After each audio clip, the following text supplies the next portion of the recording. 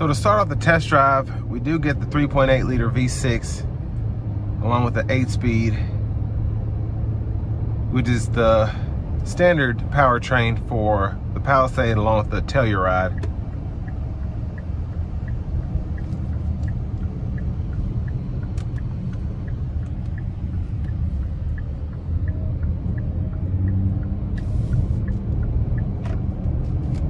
And it is shiftable as well, which is what the paddle shifters are for, and I like that you can just do that whenever you feel like it.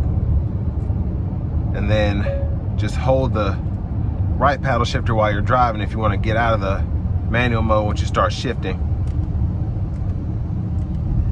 And yeah, the shifts are just really, really clean, really crisp, pretty quick. And like the digital setup here, I just love how everything looks. Looks like I'm in a car driving simulator of some sort. It's just really neat. And keep in mind, this is in the eco mode. So as I dial it up to comfort and then sport, in sport mode, this thing really shines.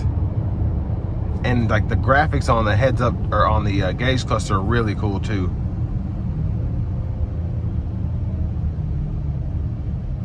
And although it's not a necessarily sporty vehicle, you do get a nice sound from the engine bay and the exhaust. Now, 99% of the time, you probably won't use these paddle shifters, but if you just feel like using them just for the heck of it, it's cool to have. I'm just gonna put it back into auto mode for the rest of the test drive.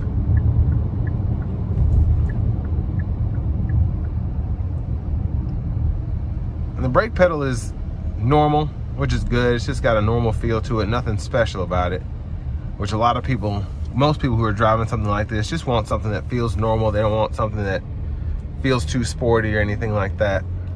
But even in sport mode without manually shifting, still plenty torquey. And I do like that whenever you put your blinker on, it shows you your blind spot depending on what side you have the blinker on. So left side, that comes up. Right side, that comes up. Let's put on the smart cruise with the lane centering.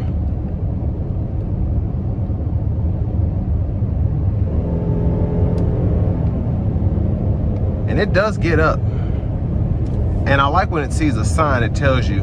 So it told me to yield when it saw the yield sign, the stop sign. When you come up to the stop sign, it shows you that there. But as you can see, pretty much semi-autonomous driving.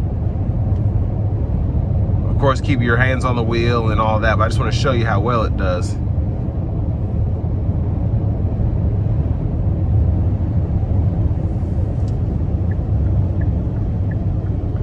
And what's really cool is even when you put your blinker on and that screen changes, it still shows you what it needs to show you. So when I put the left blinker on, it shows me I'm still going 50 miles per hour, and it's changing as my speed is. And that's really just a smart thing to do.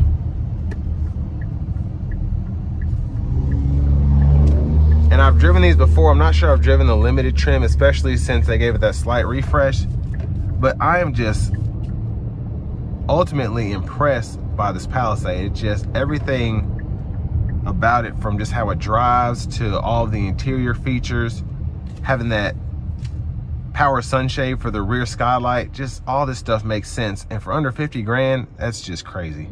And I will say the Koreans right now are really just on top of their game, from the Ioniq 5 being really the best, one of the best EVs I've driven, to this Palisade really being, I mean, even top dog versus, let's say, an Armada or a Tahoe, just having the leg room that's just as good, if not better, is insane.